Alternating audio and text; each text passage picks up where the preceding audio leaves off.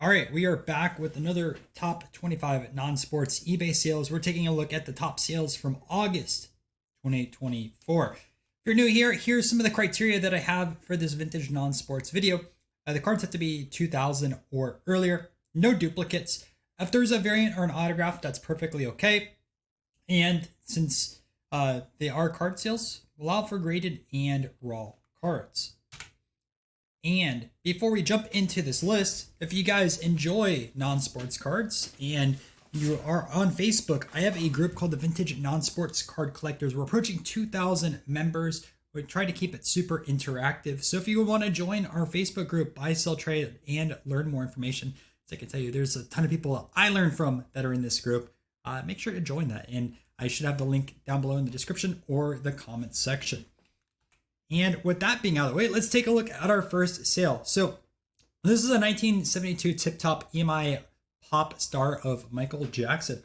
This one sold for $875, which is such a strong price. I may have a 7 of this or his other card in the set. There's 2 solo cards of Michael Jackson in this set, and there's a bunch of Jackson 5s. I think 2 or 3 Jackson 5s, if I remember correctly. It's been a while since I took a look at this. It's one of his first cards, right? So there's the 1972 Cantante, which has a Jackson 5. But solo-wise, I think this may be his first. Jackson 5 do have a card in 1971. I think this was an Australian release. It could also be out of Europe, just because I've sourced some of these cards from Australia, but I do know UK dealers that have had these cards in the past. So I'm not 100% sure of the distribution on my head, but I'm pretty sure these are Australia. And $875 is going to be our bottom threshold. Up next, we have a Clint Eastwood signed card. Last month, we featured another autographed Clint Eastwood Dutch card, and that sold for $1,650. This one sold for $900, which I believe was around the price of his private signing. Maybe it was $500 or $750. I can't remember. But he did have one a while back, and I assume that these were signed there, although they could have been signed a little bit earlier. This one sold for $900. 1967 Topps Wacky Packs. This is in a 9. An interesting design, to say the least. The die cut series was the first Wacky Packs release as well, and this one sold for $900. For those that are like way more familiar with Wacky Packs than I am, can you let me know what the best cards in that 1967 set are, or if they're all about the same? It's just depending on the grades. All right, we have an N76 Thomas Edison. Man, this is a super strong price. It sold for $900. Duke N76 is essentially like the Goodwin Champs of non-sports. People absolutely love that set. And man, a few years ago, you could have gotten a really nice copy for $900. I wish I did personally. All right, Sea Raiders Blackbeard. This is possibly his second best Blackbeard card. He does have one a little bit earlier, although I think people prefer the design on this one. Last month, we covered a PSA 3 that also did $950. It's the same price as this 4. 1962 Mars Attack Prize Captive, one of your iconic images in non-sports cards. Also, you should know that there is a UK and South American version of this card, and sold price on the 7, $950. 1966 Batman 6.5, one of those iconic superhero cards. There's actually a ton of set collectors as well. There's people that want the Batman quote-unquote rookie card, and this one sold for $1,000.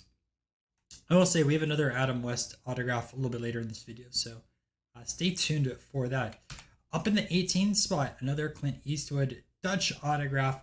The second one that we featured this week, and this one sold for $1,027. 1940 Superman Bank versus Robbers. 18 sevens out there. There's only 3 higher, with the highest being an 8.5. This sold for $1,124. Mr. Freeze, another one that was featured last month. Last month's copy sold for $1,500. This one sold for $1,150, which is a huge price difference, but I guess it could also depend on the quality of the card and the autograph itself. Up in the 15 spot, yeah, the Adam West autograph. This one looks like a little bit of a nicer card than the one that was sold last month. There's only 20 of these that are out there, which is actually not a lot in comparison. But this sold for $11.75, whereas last month sold for $1,500. So another one of those cards that either last month overpaid or someone got a really good deal this month, because you're paying about a third less. We have a hologram from Marvel 1990.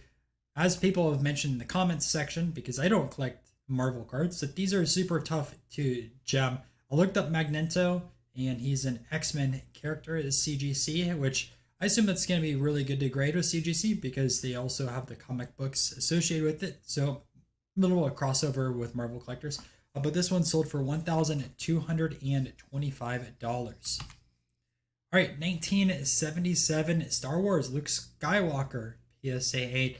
There's actually 330 PSA 8s out there, and there's 9 PSA 10s. This one sold for about $1,300. In the number 12 spot, we have Deadpool from a promo card, black bordered, which I assume are pretty tough to get in 10s, but that my assumption is correct, is there's 31 PSA 10s. Just to show you the price jump, right, between a 9 and 10, this 10 sold for $13.25. You can find 9s at $20 to $40 range. And the number 11 spot, man, this is a risky buy, but it also could be really great.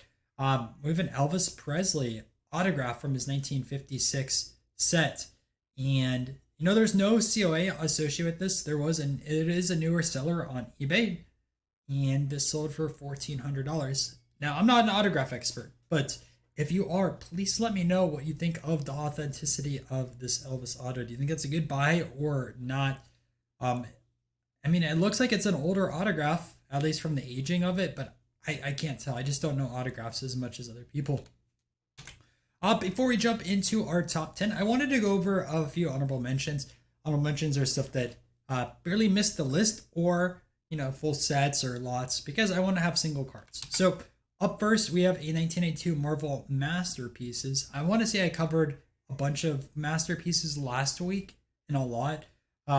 This is the first year Marvel Masterpieces. This is a 10 of Spider-Man. It sold for $750. Up next, we have a Batman 1966 pack. I've shown you guys a lot of the 66 Batman cards because they do sell pretty expensive and high grade, or for the first card in the set. But this pack in an 8 sold for $1,291. A 3-card lot of Disney and the Mouse, $13.88. I want to say that the seller took a little bit of a loss in comparison to just selling them individually. I can't remember what 5s go for. I want to say they go for about $500 to $600. So in my eyes, I would have just sold these solo rather than grouping them together, and someone probably got a pretty nice deal on those. $13.88. A 1975 Marvel comic box. There's not even any packs, I believe, in this, and the open box sold for $1,500. Garbage Candy. This is from 1977 Wacky Pack Series 16 Checklist. These 9 cards sold for $1,500. They look like they're in pretty nice shape. Again, something I'm not too familiar with, so if you have a little bit of expertise, please let me know. So if these are on the next video or one of the other videos that I've covered, a little bit more context. Another Batman set from 1966.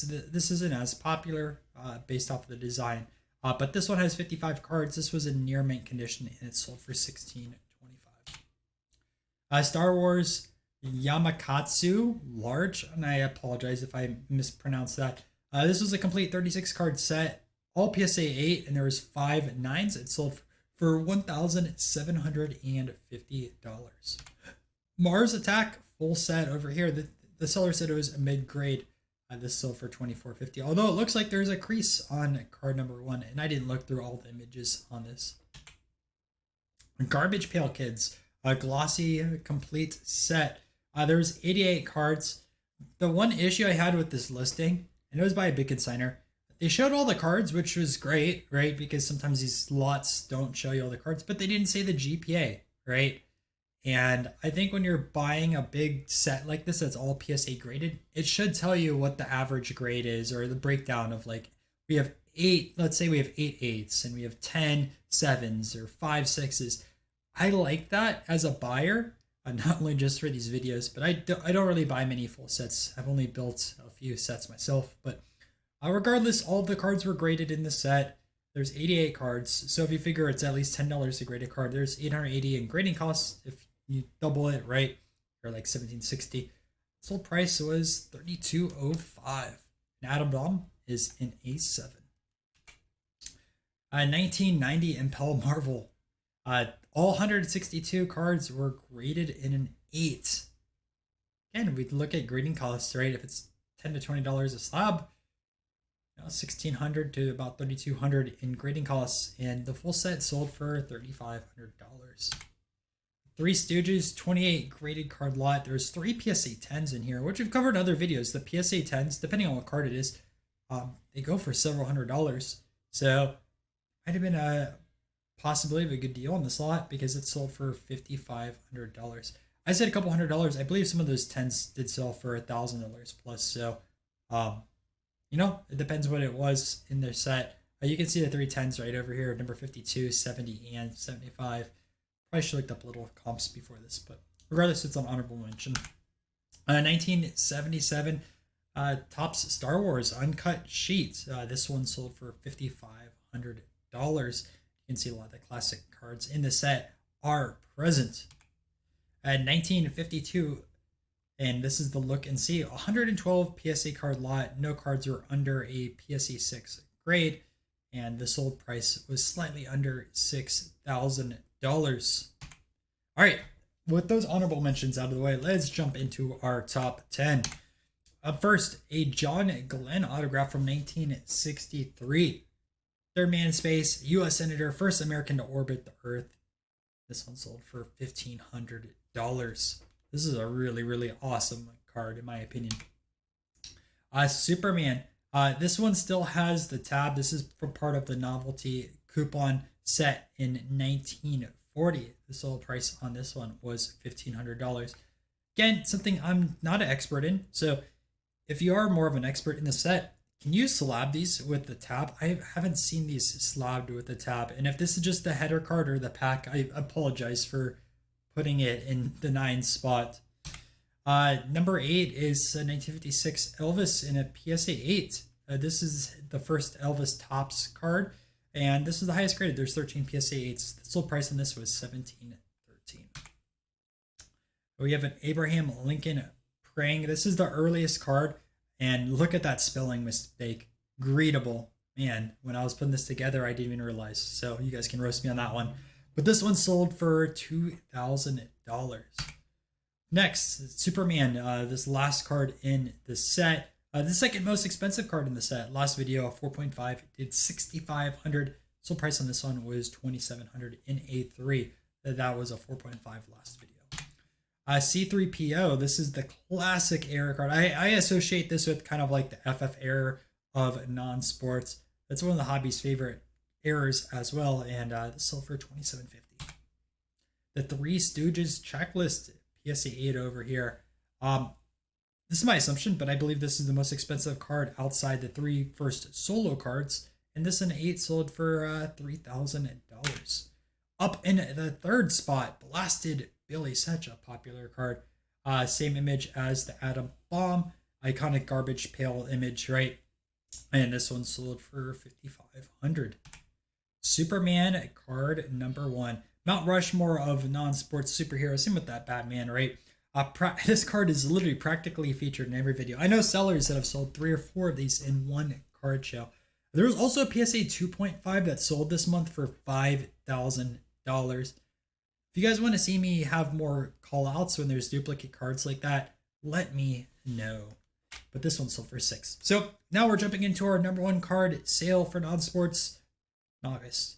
And that card is going to be 1933 Sea Raiders. Another card that's been featured in a lot of videos. I want to say last 3, but this is a 5 key card in the set, right? This, I believe, is a short print. And this is the second highest bilingual as graded. The sold price on this was $7,500. Although it looks like there's some print effect in the bottom right, but it has super sharp corners. So with that out of the way, I hope you guys enjoyed this video. If you want to watch last month's non-sports top 25, I have this on the screen, and you can also find a link to it below in the description as well as the comment section. And thank you to the following channel members. If you want to join, be a channel member and be on this last screen, feel free to do that. It helps support the channel and you can help build out more content. All right, I will see you guys next month with another non-sports video.